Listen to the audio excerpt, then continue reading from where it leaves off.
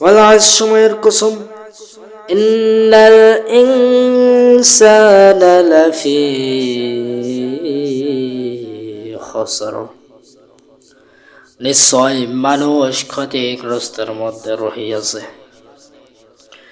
মানুষগুলো ক্ষতিগ্রস্তের মধ্যে রহিয়াছে। এখানে সব মানুষ ক্ষতিগ্রস্তের মধ্যে রহিয়াছে। এই পৃথিবীর জমিনে যত মানুষগুলি রয়েছে সব মানুষগুলি ক্ষতিগ্রস্তের মধ্যে রহিয়াছে। আপনাদেরকে উদাহরণ দেই, মনে করেন এই মসজিদে আজান হয় 5 ওয়াক্ত 5 বার। মুয়াজ্জিন আপনাকে 5 ওয়াক্ত 5 বার ডাকে, আপনি তো এক ওয়াক্তও তো সাড়া দেন না।